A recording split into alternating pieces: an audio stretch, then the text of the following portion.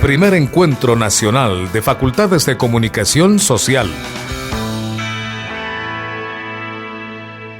Yo quisiera compartir con ustedes la experiencia que hemos tenido en los medios públicos durante 7 años ya en el desarrollo de la profesión. Realmente ha sido una actividad que ha implicado muchos retos, tanto del equipo de profesionales que dirigen los espacios de información, por parte de cada uno de los periodistas que se van incluyendo, que van formando este gran conglomerado, esta gran familia de periodistas de Radio Pública de Ecuador.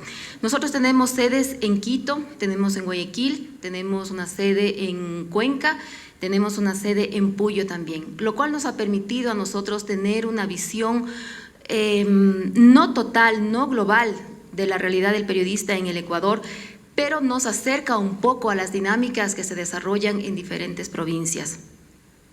¿Qué les puedo compartir?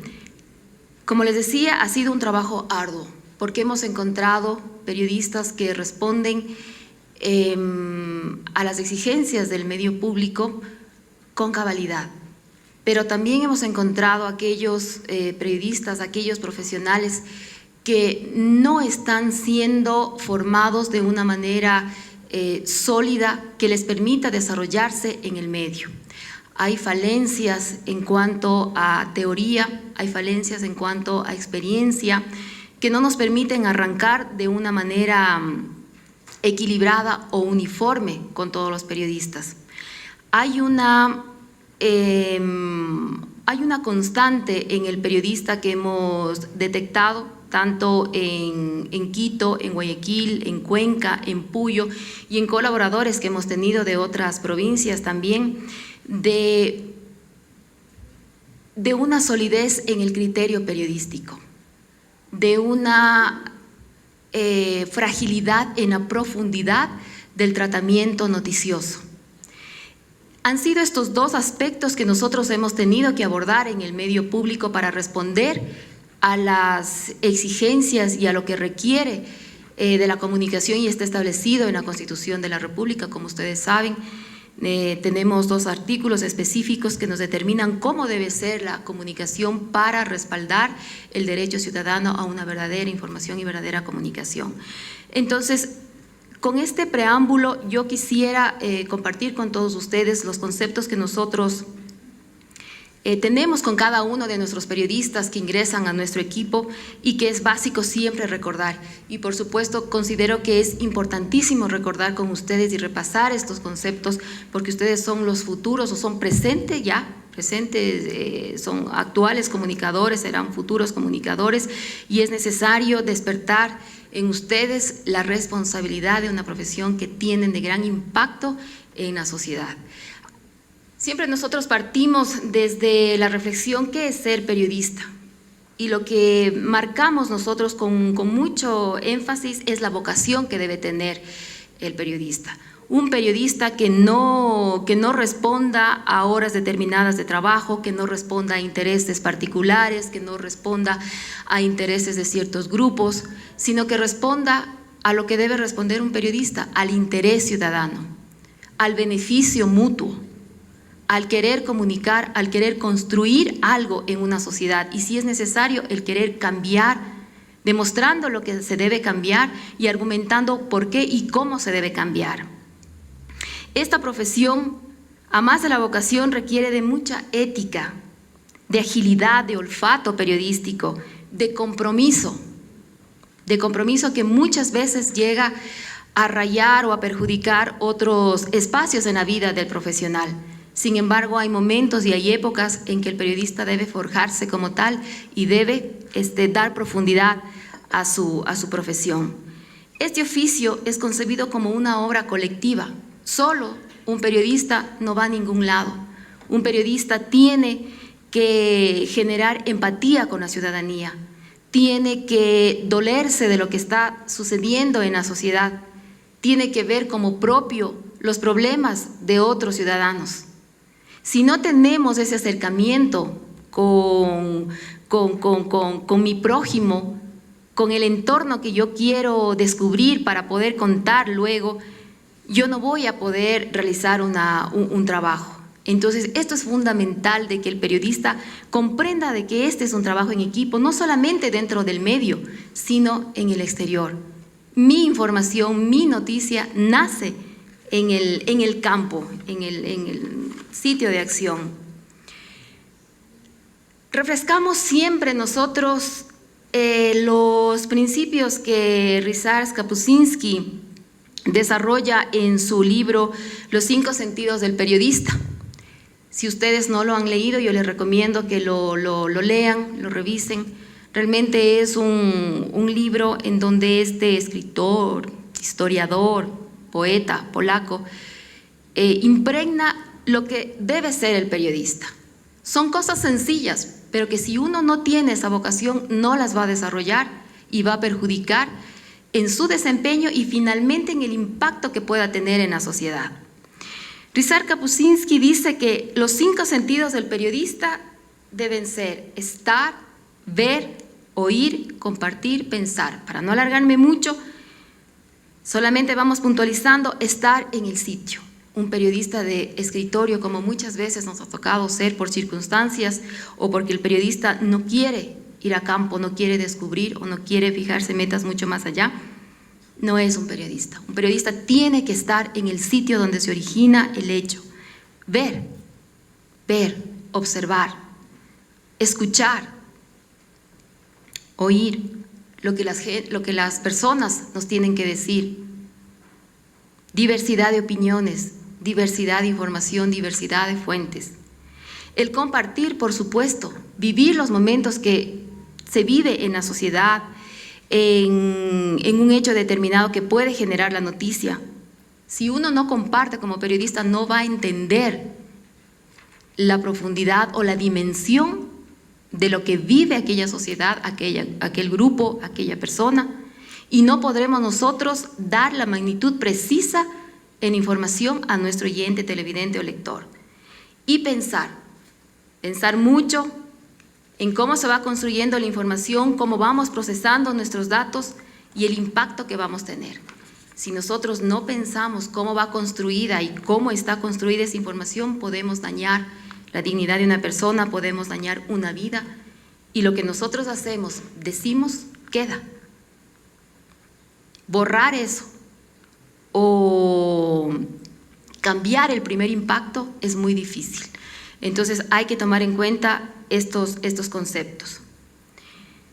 Como les había comentado en un principio, son las falencias que nosotros hemos encontrado en los profesionales de comunicación, no todos, eso quiero que quede muy en claro, no todos, y eso demuestra que hay una gran esperanza y un gran reto en el profesional periodístico. Yo puedo decir que dentro de mi equipo he encontrado jóvenes, incluso que están en su proceso de titulación, pero de una capacidad muy alta.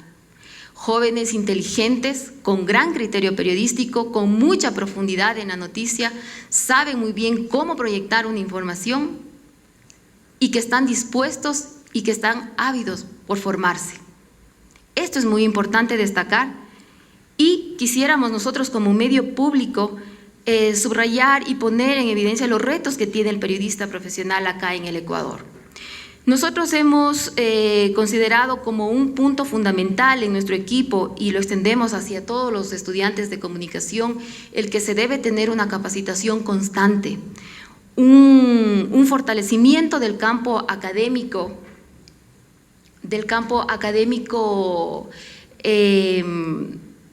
permanente. Tenemos ahora las facilidades a nivel nacional, a nivel internacional, de toda una capacitación que el periodista requiere. La noticia nunca se detiene. Se decía en algún momento que el periodismo es una profesión que no termina. Otras carreras pueden terminar. Yo no comparto esa opinión. Toda carrera creo que tiene una constante preparación, una evolución. Los cambios son muy fuertes, muy dinámicos ahora en nuestra sociedad. Y como otras carreras, nuestra profesión, el periodismo, requiere de una constante preparación, de ser muy ávidos de información, de ser investigadores, de ser muy curiosos, de ser muy creativos, de ser muy dinámicos y de no dejarnos de sorprender de las cosas.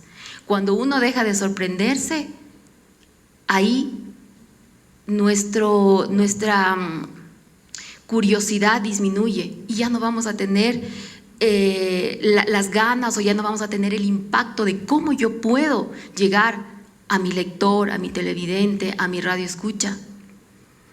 Debemos nosotros como profesionales, como nuevos profesionales, ponernos el reto de profundizar nuestro pensamiento crítico, de conocer las cosas a profundidad, de saber por qué nos dicen, cómo es que se conforma un hecho histórico, cuáles son sus antecedentes, qué hay detrás de lo que me están informando, de lo que yo estoy viendo. Necesito más fuentes periodísticas, necesito analizar desde diferentes puntos de vista. Eso nos alimenta nuestro pensamiento crítico, que nos ayudará a nosotros a dar una mejor perspectiva de información para que sea la ciudadanía quien vaya adquiriendo elementos diferentes de un hecho y que pueda irse formando también su propio pensamiento. Conocer de cerca y seguir, por supuesto, de cerca los hechos de nuestro país y del mundo. Un periodista nunca debe aislarse. He tenido ciertas experiencias en donde el periodista por un momento se aleja de su profesión y me dice: he regresado, quiero regresar a los medios, pero me he dedicado a otra cosa y he estado desconectado del mundo, he estado desconectado de la realidad del país. Entonces, generamos esa reflexión también en los periodistas, porque cuando uno es periodista, cuando uno quiere ser comunicador social, y aunque no quiera hacer incluso esa profesión, cuando uno tiene interés de lo que sucede en su país y en el mundo, uno está pendiente. Puede desarrollar cualquier actividad, pero uno debe ser constante en lo que sucede a su alrededor. Como periodistas, mucho más. No tenemos justificación de por qué aislarnos de lo que sucede en nuestro entorno. Esto es importantísimo, de que ustedes como aspirantes a ser periodistas lo tomen en cuenta. Ahora, como medio público, nosotros quisiéramos destacar que como medio público nosotros requerimos de profesionales de altísimo nivel, de mucho compromiso con la ciudadanía, de posicionar temas que se reflejen en el beneficio del diario vivir de la gente. Nuestra línea editorial como medios públicos es buscar el bien común y el servicio común a través de una información. Queremos dar como medios públicos, como ya lo he dicho, elementos que no solamente el oyente, televidente o lector sienta que es un consumidor de noticias. Nosotros queremos darle elementos que le permitan dar profundidad a los hechos de los cuales se esté informando, y que sea el televidente, lector o radio escucha el que tome una posición y que le incite mucho más a investigar, el que le incentive a que busque más profundidad en los hechos. Queremos una audiencia crítica, queremos una audiencia madura en su expresión, queremos una audiencia que se empodere de los medios públicos, queremos una audiencia participativa, madura en sus expresiones y sobre todo tolerante con todas las expresiones, con toda la participación y con toda la diversidad que tenemos. Finalmente, quisiera indicarles que para cumplir nosotros con la Constitución de la República, como medio público, trabajamos para demostrar la interculturalidad, la diversidad que tiene el país en sus propios idiomas. Estamos trabajando por incorporar nuevos productos en shuar, en quichua, obviamente el español, mostrar la diversidad de la sociedad ecuatoriana con diferentes espacios, rescatando, por supuesto, la valoración y participación ciudadana sin ningún límite, sin ningún control, todo con la finalidad de ser un medio público participativo y abierto realmente a la ciudadanía. Finalmente, yo quisiera cerrar nada más con este pensamiento de Ryszard Kapuscinski, que creo que engloba todo lo dicho y todo nuestra línea editorial y filosofía con la que incorporamos a nuestros periodistas. Y dice que para ejercer el periodismo, ante todo, hay que ser buenos seres humanos. Si se es una buena persona, se puede intentar comprender a los demás, sus intenciones, su fe, sus intereses, sus dificultades, sus tragedias. Bienvenidos a todos ustedes a este reto que es ser periodista, y siempre decirles que el conocimiento nos da el poder, Y el conocimiento es lo que a un periodista le hace diferente al resto. Podrá haber muchos, pero quién sabe, quién se nutre, pondrá su marca en un medio público o en un medio privado porque dará un beneficio a la ciudadanía.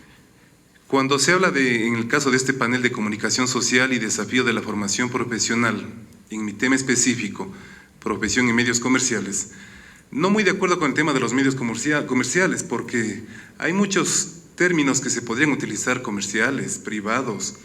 En la última temporada hemos visto que inclusive el aspecto legal ha cambiado en cierta manera la imagen que los medios privados representamos en el país. Yo me debo a un medio de comunicación privado, un medio de comunicación que en mi caso personal soy la tercera generación que estoy en este medio de comunicación. Mis abuelos comenzaron con una radio en onda corta en una ciudad pequeña de la sierra ecuatoriana llamada Guaranda. Y eso ha permitido ir avanzando en los últimos 67 años en un proceso donde toda la familia ha ido avanzando en este reto y emprendimiento. Yo creo que es importante, de acuerdo a la temática, establecer una breve reseña en cuanto a la formación de los periodistas que se inicia en los años 40 en la Universidad Central del Ecuador y la Universidad Estatal de Guayaquil. Son las dos universidades que inician en este proceso de profesionalización. Entiendo que la mayoría de los presentes son docentes universitarios y representantes de universidades. Y en estas dos universidades es donde se inicia la capacitación y profesionalización de los actualmente comunicadores sociales o periodistas. En el año 43, desde el primer curso de periodismo en la Universidad Central, en el año 45 se crea la Escuela de Comunicación Social y en 1985 se forma la Facultad de Comunicación Social aquí en Quito, en la Universidad Central del Ecuador. En cambio, en Guayaquil, en 1945 se crea la Escuela de Información de la Universidad Estatal de Guayaquil y en 1976 se convierte en Escuela de Comunicación Social. Un poco el avance de lo que tiene que ver el proceso de los periodistas ecuatorianos en las dos iniciativas, en Quito y Guayaquil. Mientras que en los años 90, la gran cantidad de universidades que se fueron creando, facultades y escuelas, ha permitido que ahora tengamos en casi todas las provincias escuelas y facultades de comunicación social o periodismo. Ahí vienen dos etapas de acuerdo a la época política que el Ecuador ha tenido que pasar. De manera inicial, o la primera etapa, si cabe el término, es una formación ideológica de izquierda, que eso veníamos y los que tenemos un poco más de edad y los que tienen un poco más de canas en la cabeza son conscientes y testigos, sobre la óptica de los periodistas con criterio marxista frente a los medios de comunicación, creyendo que eran los enemigos y a quienes se debía combatir. Es una época que en la historia política ecuatoriana somos conscientes y testigos que se dio. Una segunda etapa que comenzó hace varios años, no en la última década, tal vez atrás, es cuando se habla de la formación con tendencia neoliberal. En nuestro caso, como gremio, no tenemos ninguna inclinación política. Ventajosamente a la política le vemos de lejos, pero sí somos medios de comunicación que somos testigos de lo que sucede y lo que día a día pasa en la historia ecuatoriana. Y en la segunda etapa, como les mencionaba, una formación con tendencia neoliberal con impulso en las relaciones públicas, comunicación organizacional y periodismo apolítico. Es una de las visiones que en la actualidad, entiendo yo no soy periodista, pero entiendo yo las facultades de comunicación social o de periodismo tienen como criterio y fundamento para preparar a sus estudiantes que el día de mañana serán quienes nos informen a la sociedad a través de los medios de comunicación. Se tiene retos en cuanto a la formación universitaria. En esto puedo hablar con conocimiento de causa, soy profesor universitario, no en las áreas de comunicación, sino en áreas administrativas, de marketing, etcétera, pero tengo vinculación con una prestigiosa universidad privada del Ecuador. Y como primera fase se plantea el superar la actual evaluación de las universidades en el Consejo de Evaluación, Acreditación y Aseguramiento de la Calidad de Educación Superior, conocido por sus siglas CEACES, que es lo que ahora las universidades tienen que enfrentar en beneficio no solamente de una propuesta política o de una propuesta de algún organismo público, sino más bien en beneficio de la nueva profesionalización de los ecuatorianos, de los jóvenes ecuatorianos, por la calificación de las universidades. Como ecuatoriano creo que es viable que se califique la posibilidad de que las universidades tengan su nivel y sean sometidas a procesos de calificación en beneficio de las futuras generaciones. Como segunda parte está fortalecer la definición académica frente a las actuales dinámicas de la profesión. Yo creo que los periodistas al momento deberían interiorizar un proceso un poco más patriótico, sin utilizar mal el término, en cuanto a lo que tiene que ver con la comunicación y la realidad de lo que sucede. El periodista no es, siendo yo parte de un medio de comunicación, no es y no debe ser quien informa lo que el propietario, gerente o directivo del medio de comunicación quiere que se informe. Yo creo que lo justo, lo equilibrado y lo ético es que el periodista cumpla su función con criterio ético, con transparencia, porque para eso cruzó las aulas universitarias. Después tenemos armonizar eficientemente las técnicas periodísticas con bases teóricas y estudio de la comunicación social. Eso es obvio, es un proceso que la universidad da a sus estudiantes a través de sus docentes en base a la planificación de sus directivos. Robustecer la relación entre la comprensión de la lectura y la expresión de ideas básicas de lo escrito. Reitero, robustecer la relación entre la comprensión de la lectura y la expresión de las ideas. Una pregunta importante que se debería hacer cada profesor universitario, decano, subdecano, rector, vicerrector, etcétera. ¿Cuánto no se exige? ¿Cuánto se persuade o se convoca para que los estudiantes en la actualidad lean? ¿Leen los estudiantes los periódicos? Creo que no. ¿Leen los estudiantes libros, textos realmente científicos que nos permitan generar una nueva generación, reiterando en el término, de periodistas o de profesionales en comunicación que el día de mañana nos permitirán trabajar en beneficio de una verdadera y amplia libertad de expresión? No creo. Yo creo que hay bien un mea culpa por parte de quienes estamos en las aulas universitarias o que estamos en los medios de comunicación, de persuadir, no de exigir, de persuadir a los estudiantes y a las nuevas generaciones que se den un tiempo para leer y que se olviden de los nuevos aparatitos electrónicos y que se olviden de las nuevas computadoras con la tecnología del Internet y que se dediquen a prepararse. Porque el día de mañana el conocimiento será quien nos dé la posibilidad de seguir avanzando, no solamente como profesional, sino también como empresa, como medio de comunicación y como sociedad en general. Ahí se suma el prestar las facilidades porque los docentes dejen de lado la opción de convertirse en profesores taxi. No hace falta profundizar en eso porque todos sabemos a qué nos referimos. Por tratar de tener un poco más de ingresos por la situación económica o de la universidad o del país, tratamos de conseguir más posibilidades y creo que es un compromiso que como docentes se debería presentar en beneficio de ¿quién? No solo de la universidad, no solo que para la universidad cumpla con sus compromisos sociales, sino también para los estudiantes. Impulsar una amplia y especializada y visionaria oferta académica en el área de comunicación social, periodismo, relaciones públicas y comunicación organizacional.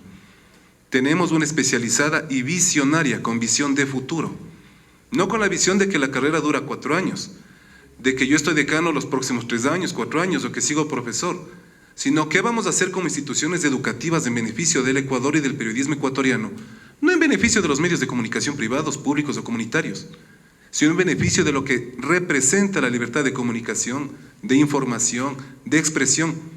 ¿Para qué? Para que el Ecuador, en este caso, me refiero como ecuatoriano, hablo de esta patria, de que el Ecuador sea quien gane y prospere.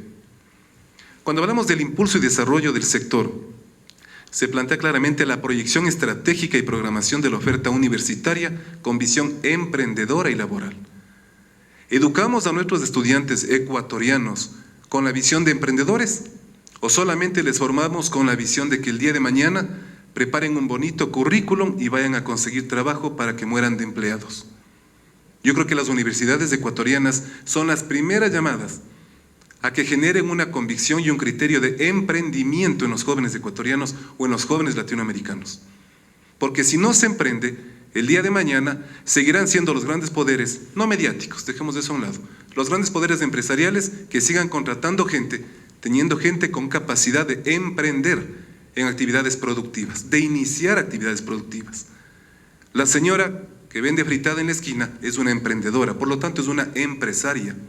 No solamente el señor que está en el Mercedes-Benz del año, sino que se genere la posibilidad de que los jóvenes empiecen con proyectos empresariales. Y esa, creo yo, debería ser una función con compromiso real y abierto del Estado ecuatoriano, sea el gobierno que fuere, sea el gobierno que fuere.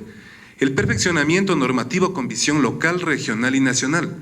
Mucho se habla de los medios de comunicación, pero no se especifica, y ahí vienen las inconsistencias de la actual legislación ecuatoriana, de definir los medios de comunicación de cobertura nacional, local o regional.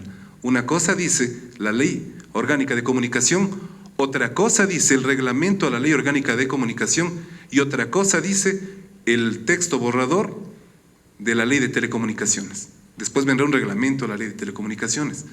Pero no especificamos claramente el tema medio local, es decir, el medio de comunicación del cantón, el medio de comunicación de la provincia o de la región y el nacional. Mucho se mezcla y poco se dice. Permanente evaluación de resultados académicos, laborales y sociales. Debería generarse un compromiso público y privado para fortalecer al sector. Porque no solamente es del aparato público, no el gobierno, el aparato público que debe tener compromiso ahí y no solamente es del aparato privado. Es un combinar entre los dos sectores con criterio, con amplitud, con visión, en beneficio de quién, de las nuevas generaciones. Y si para eso estamos los medios de comunicación privados, sirvamos para eso, pues. Y si para eso están las universidades, sirvan para eso las universidades. Y si para eso está el Estado, sirve el Estado para eso. Pero eso se logra en mesas de diálogo, en reuniones como esta donde se pueden compartir criterios. Cuando hablamos de la formación de docentes y estudiantes, el replanteamiento de procesos de formación integral a docentes universitarios de todo nivel. Porque ahora, porque el profesor tiene un título, ya es docente. ¿Se ha tomado realmente un examen ese docente? ¿Hemos analizado y autoevaluado lo que está sucediendo en las aulas universitarias? La modificación de diseños curriculares y procesos de implementación. La implementación, lo que les comentaba hace un momento, de procesos de evaluación y autoevaluación. Perfecto, me dan 10 minutitos más, no mentira. Ya acabo, tranquilo. La implementación de procesos de evaluación y autoevaluación institucional, ¿se ha generado eso? Como universidades se exige y se elabora una autoevaluación. ¿Los estudiantes califican a los profesores? En algunas universidades sí, creo que no en todas. ¿Los profesores se califican entre ellos? En algunas sí, no sé si en todas. Fortalecimiento de prácticas profesionales de estudiantes y docentes. El fomento e impulso de los procesos investigativos. Ahí viene el fortalecimiento de las áreas de investigación, desarrollo curricular, formación técnica y los TICs, y asesorías permanentes de estudiantes en propuestas de emprendimiento productivo. La situación actual, tengo 2 minutos y medio, la radiodifusión en el Ecuador tiene 85 años de existencia, 85 años de existencia, mucho más que todos los presentes. AER, en este caso, la Asociación Ecuatoriana de Radiodifusión que represento, tiene 68 años de existencia, es decir, que hemos pasado con presencia y, como siempre, con la frente en alto, por muchos procesos políticos. Inclusive pasamos por una dictadura y AER se ha mantenido con la frente en alto. AER tiene 550 socios activos, no se olviden de que AER antes se llamaba Asociación Ecuatoriana de Radio y Televisión. Muchos de los socios de AER son canales de televisión. Hay 500 socios activos en 23 provincias del país. Hemos enfrentado el proceso de la Ley de Comunicación, su reglamento, que no es el tema de esta charla, la Ley de Telecomunicaciones, temas muy preocupantes en cuanto a SAICE y SARIME, muy preocupantes porque para la primera organización existe un cierto grupo de artistas, pero no representa a todos los artistas ecuatorianos.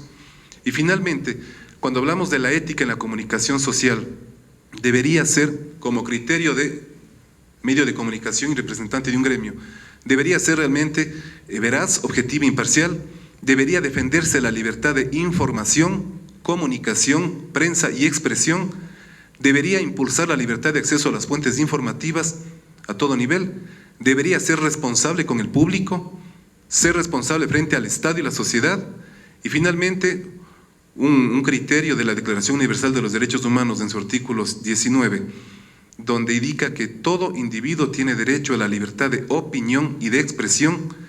Este derecho incluye el de no ser molestado a causa de sus opiniones, el de investigar y recibir informaciones y opiniones, y el de difundirlas sin limitaciones de fronteras por cualquier medio de expresión. No son criterios ecuatorianos, son criterios de la Asamblea General de los Derechos Humanos, y tenemos la seguridad de que esto algún día seguirá fortaleciéndose. Muchísimas gracias.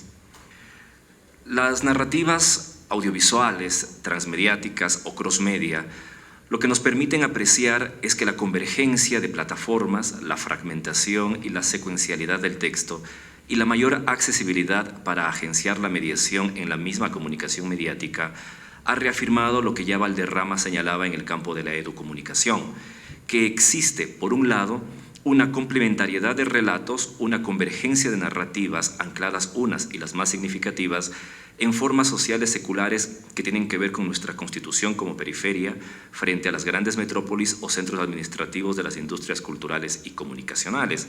Y por otro lado, los usos sociales de las tecnologías digitales han devenido en agenciamientos particulares de la comunicación desde narrativas más vinculadas a procesos identitarios y de acción social.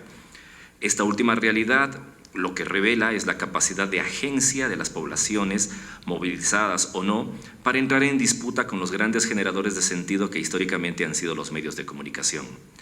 Berger y Luhmann ya apuntaban, al finalizar la década de los 90, en la crisis de sentido de las sociedades contemporáneas, sobre todo occidentales, que se enfrentan al declive de los grandes relatos y sus instituciones como la familia o la escuela, y en este caso también podrían ser los grandes medios de comunicación. Ese declive sin duda está matizado por la función del Estado en el reordenamiento geopolítico y por las particularidades específicas de las sociedades para intervenir o ser reguladas por la institucionalidad o apertura de las dinámicas estatales. En ese sentido, los pensums de comunicación y periodismo, haciendo acopio de la tradición crítica de los estudios de comunicación en América Latina, deben dar cuenta de las disputas de sentido presentes, ya sea en el oficio periodístico o en los procesos comunicacionales de las poblaciones. Exaltar, como ya lo hiciera cierta posmodernidad, una mirada poco crítica sobre la eclosión de identidades concomitante a la presencia de las tecnologías digitales, o prestarle una atención en demasía a los flujos de sentido en las audiencias, son posiciones extremas que ya fueron observadas por los estudios culturales que se han ocupado del tema comunicacional casi desde su inicio en la década de los 70. Estas posiciones extremas nos distraen de las formas como realmente funciona la transmisión ideológica, distracción que se ha traducido en el declive sustantivo en los pensums de líneas de trabajo como la historia del periodismo y la comunicación o la economía política de las comunicaciones. En el campo de las narrativas y sobre todo las audiovisuales, se ha abierto una línea de trabajo muy importante que pudiera lograr una articulación estratégicamente productiva que dé cuenta de cómo funcionan los productos y artefactos y narrativas comunicacionales por un lado y de cómo ese conjunto de signos lingüísticos y comunicacionales están habilitados y son consecuencia de relaciones sociales y de un tejido cultural no exento de las relaciones de poder que se sustantivan y naturalizan en el hecho y en la narrativa comunicacional. Hecha esta primera precisión, destaco que hablar de nuevas narrativas supone plantear un repertorio de relatos distintos de los anteriores. Y hablar de narrativas culturales nos lleva a la necesidad de verificación de si en los tejidos culturales contemporáneos hay factores de novedad sustantivos o superficiales que difieran de los precedentes. Ahora bien, entiendo la noción de narrativa audiovisual extendiendo la noción de narrativa audiovisual al campo de los estudios visuales para, asumiendo una posible convergencia en el interior de los estudios de recepción, hablar de nuevas narrativas culturales en el sentido de revisar el entramado social, cultural, geopolítico que habilita y da sentido a las narrativas culturales. Pero además, si el territorio sobre el que se plantea este ejercicio es Latinoamérica, tendríamos que enfocar la particularidad desde la que se enuncia la novedad del relato cultural contemporáneo en el entorno comunicativo. No obstante la diversidad que resulta del ejercicio de nominar las narrativas desde las particularidades, lo que sí podemos afirmar, siguiendo a Quijano, es que las narrativas latinoamericanas responden a la misma heterogeneidad estructural que es el denominador común de nuestros países. Y en el marco de esa heterogeneidad, quisiera llamar la atención sobre dos escenarios en los cuales debatir la prevalencia o la novedad de las narrativas. El primer escenario es el de la interculturalidad, y su lugar destacado obedece a que quizá es uno de los aportes más relevantes que el entorno andino brinda al debate académico, en este caso al campo de la comunicación social. Efectivamente, investigar la comunicación desde la interculturalidad abre las puertas para revisar cómo se configura el sentido en plena disputa, porque la noción de interculturalidad desde la cual plantear las narrativas comunicacionales no se desliza hacia el terreno de la multiculturalidad, en el cual todas las tensiones culturales se resuelven desde la pregnancia culturalista, esto es, desde una suerte de sutura en falso de las distintas interrogantes y cuestiones que plantea la diferencia cultural al régimen democrático del Estado-Nación. Todo lo contrario, Los hechos comunicativos contemporáneos exigen, como lo hacen los mismos procesos sociales, a una mirada intersectada del tejido social. Esto implica no solo reconocer el hecho cultural de unas poblaciones consideradas románticamente como la reserva de la identidad. La interseccionalidad plantea que los distintos mecanismos de opresión de nuestras sociedades operan sobre una misma evidencia comunicacional en este caso, pero además, y en diálogo con el giro decolonial, esa interseccionalidad opera en los sustratos culturales que habilitan a los productos comunicacionales. Vista así, la interculturalidad aplicada al entorno comunicacional nos permite reconocer la presencia atávica de imaginarios de opresión étnico-racial, de género, de clase y etarios en las narrativas audiovisuales contemporáneas. La exotización de lo indígena, la devaluación de lo femenino, la exaltación de la cultura de consumo y la valoración del cuerpo joven y sano como el signo de valor simbólico que acredita competencia para lo público y lo privado, son realidades que se entrecruzan no solo en las narrativas audiovisuales, sino en los mismos imaginarios culturales de las poblaciones. Y esas realidades no emergen descoyuntadas unas de otras. Sea en la ficción o en el documental, los distintos productos comunicacionales nos dan cuenta de cómo la naturalización de la subordinación sigue estructurando los relatos contemporáneos. Ahora bien, en este mismo terreno lo que sí vemos emerger es un agenciamiento que posiciona desde los ciudadanos otros imaginarios y otros relatos que entran en disputa frontal con lo dicho anteriormente. Y es una disputa no solo de lo narrado, sino y sobre todo del soporte, del sentido de proximidad y efectividad y de la constante presencia de la voz propia que sigue estando presente para bien en los productos comunicacionales que circulan actualmente. Efectivamente, blogs, redes sociales, teléfonos celulares, tabletas, son objetos, son artefactos culturales en donde se habla de la disputa entre los grandes medios y la acción mediática convencional y un ejercicio casi delirante de la palabra y la imagen desde una multiplicidad de soportes. Pero además, con y sin el aparataje tecnológico, las narrativas contemporáneas viajan por medios múltiples que pueden ir desde los movimientos asociativos hasta acciones públicas. Por ejemplo, ante el apabullante despliegue del sexismo en telenovelas, publicidad o realities, agenciamientos nuevos como la Marcha de las Putas de Ecuador utiliza distintos soportes y momentos comunicativos para posicionar con fuerza simbólica otros imaginarios que problematizan los dispositivos culturales de opresión que circulan de forma hegemónica por los medios tradicionales y no tradicionales. Y ante esta evidencia, quizá la novedad de la narrativa contemporánea esté en el lugar desde el cual analizarla que bien podría ser el de la paradoja. Efectivamente, como nunca, las distintas poblaciones tenemos la posibilidad de generar producción simbólica y comunicacional de manera autónoma, lejos del poder de los grandes medios, pero a la vez, como nunca, también la internalización de los mecanismos de opresión es más sutil y eficaz, que el uso de siempre nuevas tecnologías de la comunicación no garantiza la novedad de un hecho comunicacional libre y abierto. Y la interculturalidad, aplicada desde la interseccionalidad al campo de la comunicación, nos permite reconocer y facilitar la revisión de las narrativas de opresión atávicas y la generación de procesos cognitivos cuya relevancia sea justamente la apuesta por una sociedad inclusiva y democrática real y radical.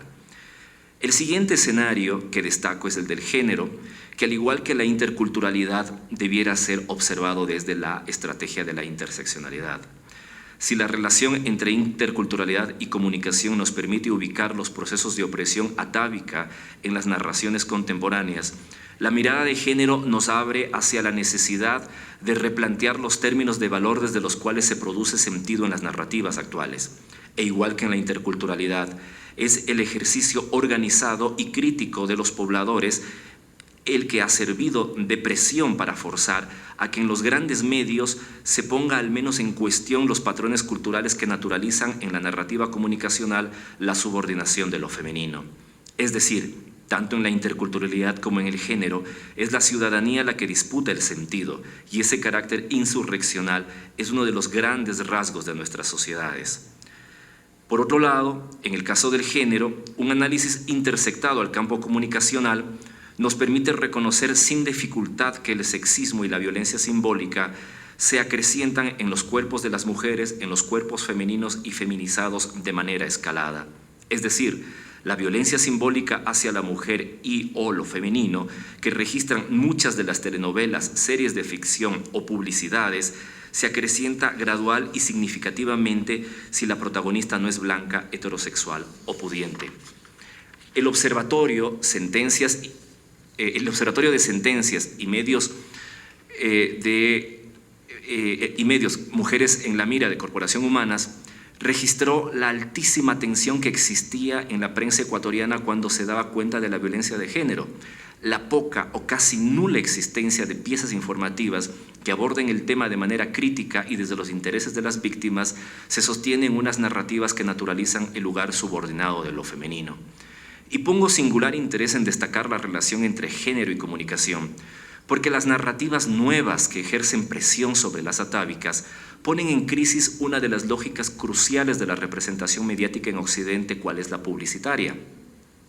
Si por publicidad no solo nos referimos a los productos ofertados, sino y sobre todo a los discursos publicitarios, reconocemos a dispositivos culturales que en términos exponenciales despliegan estructuras del deseo ancladas en la lógica falocéntrica y fetichista. Y poner la atención en esta lógica supone no solo cuestionar las lógicas hegemónicas de representación, sino desnaturalizar nuestros lugares de privilegio y subordinación en las relaciones generizadas. En ese sentido, las narrativas mediáticas contemporáneas se han revelado como un campo de altísima disputa. Lo demuestra el caso de Karina del Pozo, que para la gente que es de Ecuador podrá recordar la altísima polémica que surgió tanto en los medios masivos como en las redes sociales. Por cuestiones de tiempo no voy a precisar un destaque que quería hacer respecto a esto. Pero por todo lo dicho, hablar de nuevas narrativas culturales latinoamericanas es primero hablar de un campo intenso de disputa, de luchas, de tensiones. Y luego, reconocer la novedad en las narrativas culturales en términos mediáticos exige renovar la mirada de la investigación de la comunicación y volver la vista a la larga tradición que comunicadores populares, pueblos indígenas, activistas por la comunicación y mujeres comunicadoras han sostenido siempre desde la precariedad. Muchas gracias. Bueno, muchísimas gracias, queridas amigas y queridos amigos que están aquí presentes. Siempre es bueno poder tener estos encuentros de diálogo y conversación, especialmente con la academia, que es un espacio que debe y es un catalizador de los procesos de transformación y cambio social en los países y en especial en Latinoamérica. Para mí es grato también saludar a las compañeras y compañeros del panel y agradecer la invitación de CIESPAL en la persona de Francisco Sierra y a través de él también a todo el equipo que con estas iniciativas lo que está es promoviendo un desarrollo del derecho a la comunicación y a la información y un espacio de referencia también para la región en estos temas que están tan vinculados con otros derechos humanos. Dicho esto, yo les quiero comentar que mi conferencia se va a fundamentar en tres ejes de fondo. El primero es un breve análisis de el antes de la comunicación en el país y de la situación política, económica y social de nuestro país. Luego voy a hablar del valor de los periodistas y de la prensa como valor social.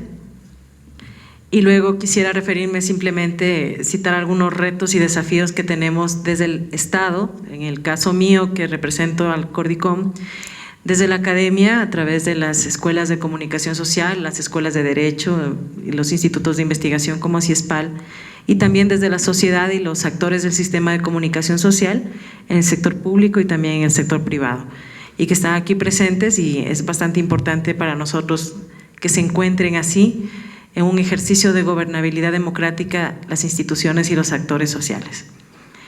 Y quiero empezar haciendo un recuento de qué era el Ecuador en los últimos periodos, y retomo la frase o el análisis que se hizo en el inicio de este panel, y es cómo fue variando el tema de la profesionalización de los periodistas en nuestro país, que comienza en el siglo XX, que es una ola en Latinoamérica de profesionalización y que comienza inculcando en la prensa valores marxistas, pero que luego de a poco va generándose un tipo de formación académica de corte neoliberal y que de alguna manera esta formación académica o esta transformación en la formación académica responde también a los cambios económicos y sociales que se produjeron en nuestro país en el siglo XX, pasando por épocas de dictadura, de modelos económicos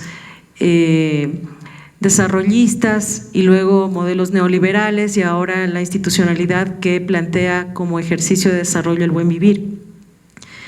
Y la educación superior no ha estado afuera, no ha estado exenta de estos cambios y transformaciones en nuestra sociedad y no ha estado ausente tampoco de las realidades y los problemas que ha tenido nuestro país. Recordemos que hemos vivido muchas dictaduras y vivimos un proceso, la década neoliberal que empieza en los años 80, más o menos hasta el 2005, 2006, en la cual pasamos de la formación marxista de la prensa, del encuentro, del conflicto entre periodistas y dueños de medios de comunicación social, a un sostenimiento de un modelo de negocio de la comunicación y la información neoliberal, a una no formación en educación superior y a hablar de que no era necesaria esta formación profesional en los medios de comunicación porque todas las personas comunicábamos y como todas las personas comunicábamos, entonces el ejercicio de la profesión era una violación del derecho a la libertad de expresión.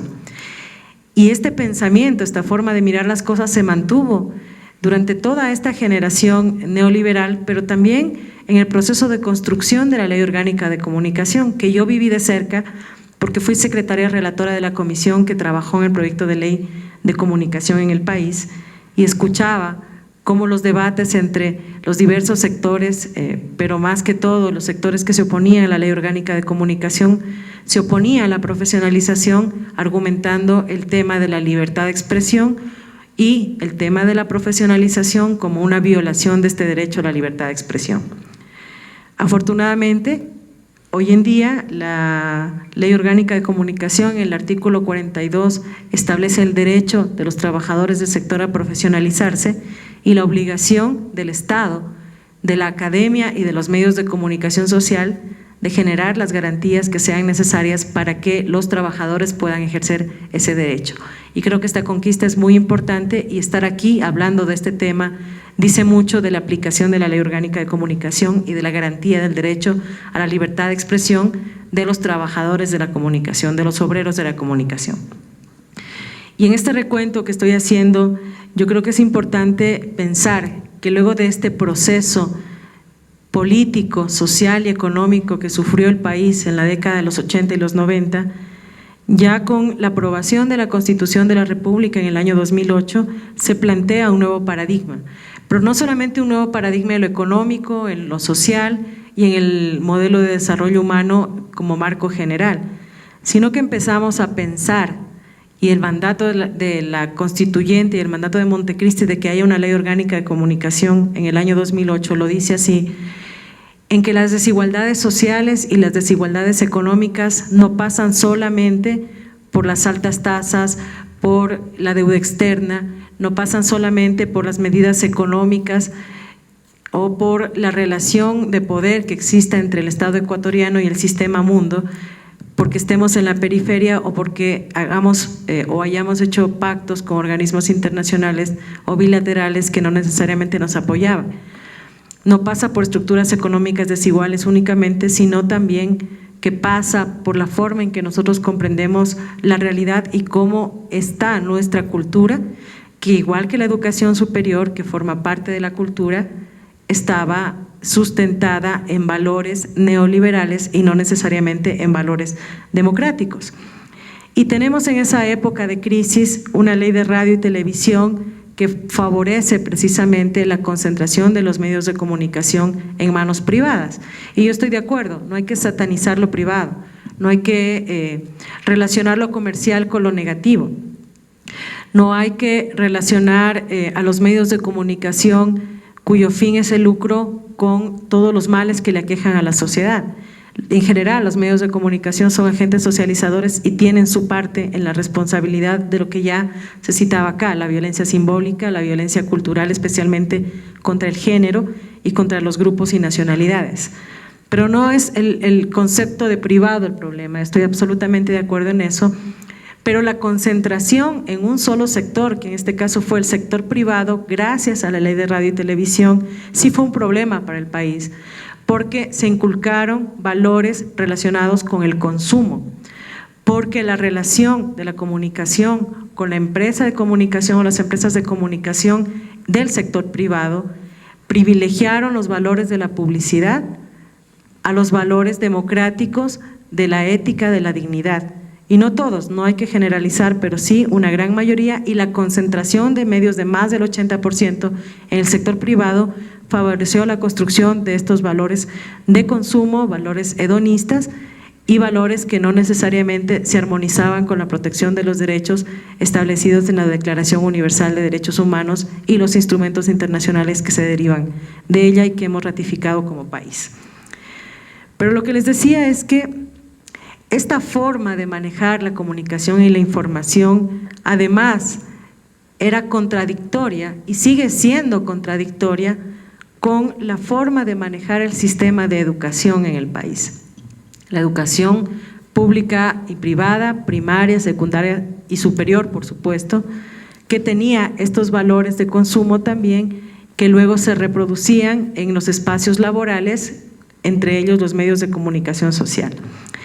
Y esa falta de armonía entre el sistema educativo y el sistema de comunicación social constituye uno de los principales desafíos todavía que nosotros debemos asumir para poder garantizar la libertad de expresión y el derecho a la comunicación y a la información. Porque hoy en día, pese a los grandes esfuerzos que se hacen desde el Estado como rector de la educación superior, pero también desde la academia y desde las universidades que están poniendo todo su esfuerzo para generar procesos de investigación y desarrollo, de investigación-acción, pero también para formar estudiantes críticos y estudiantes con competencias necesarias que les permitan ejercer una productividad que los emancipe y no que los subordine. A pesar de todos esos esfuerzos del sistema educativo, el sistema de comunicación social que se compone del Estado, de los medios de comunicación públicos, privados y comunitarios, de los productores nacionales independientes, de los músicos y de otras instituciones que forman parte de esto, y también de las normativas, algunas que deben ser derogadas, aún la Ley de Radio y Televisión está vigente en ciertos artículos. Este sistema de comunicación social no logra todavía ajustarse y equilibrarse y guardar armonía y articularse con el sistema de educación en general, especialmente con el sistema de educación superior. Y creo que esos encuentros, el encuentro que tenemos en este momento es una cosa importante que nosotros debemos aprovechar y dar seguimiento para que nosotros como Cordicom podamos sacar reglamentos y articular política pública que sea consecuente con el sistema de educación y los principios democráticos del sistema de educación y el sistema de educación superior. Y ahí la invitación para que podamos generar esos espacios de encuentro entre el Estado y la academia a favor de la garantía de la libertad de expresión, no solo desde el enfoque liberal, menos del enfoque neoliberal, sino más bien desde un enfoque de garantía de derechos humanos, económicos, sociales y culturales principalmente. Y este encuentro y este equilibrio es necesario si nosotros queremos romper con esas estructuras de capitalismo informativo que tanto daño le han hecho a la comunicación y a la información en el país. Y cuando hablamos de capitalismo informativo hablamos precisamente de los procesos de violencia simbólica, de los procesos de implementación de valores machistas, sexistas, racistas, el proceso de implementación de valores hedonistas, de procesos de implementación de valores relacionados con el éxito, por ejemplo, en relación a si una mujer se pone o no tetas, ese tipo de valores que tienen que ser de a poco erradicados de nuestros procesos de comunicación, y para dar paso a la inculcación de valores democráticos como el respeto a la dignidad, como la solidaridad, como la fraternidad, la igualdad, el mérito, la búsqueda de procesos de formación que signifiquen procesos también de liberación y de emancipación política, social y económica de las ecuatorianas y los ecuatorianos, tienen que ir siendo desarrollados e implementados. ¿Y cómo lo hacemos? Lo hacemos democratizando la comunicación y la información a través de la democratización del espectro radioeléctrico, pero también lo tenemos que hacer en los contenidos. Y esto es algo que el Ecuador está apostando fuertemente, pese al punto de vista de otros países de la misma región latinoamericana, creemos que apuntar a los contenidos y a mejorar la calidad de los contenidos también es un tema importante y necesario para poder avanzar. Y empezar a trabajar en los contenidos no solamente pasa por las cuotas para la producción nacional, ni pasa necesariamente por prohibir contenidos discriminatorios en los medios de comunicación social, sino también por procesos de calidad. Y los procesos de calidad tienen que transversalizar el tema de la profesionalización, ya voté este tema, los temas de la profesionalización y los temas de la profesionalización no solamente para dar un título o un certificado que dure 2 años a un trabajador del sector, como ha pasado en épocas de la dictadura que no resolvieron necesariamente el problema de la comunicación, sino procesos de profesionalización que permitan generar competencias en los procesos, en los procedimientos y en los métodos de producir información, en los medios de comunicación social, en las salas de redacción, donde van a desarrollar y que puedan ser altamente productivos, pero para garantizar el derecho a la libertad de expresión y los derechos a la comunicación y a la información, y no solamente para generar rentabilidad económica en las empresas. Y también desarrollar competencias y habilidades, y con esto termino, para poder generar también valores democráticos en su vida cotidiana, en la forma en que se relacionan con los demás, los trabajadores de la comunicación y la información.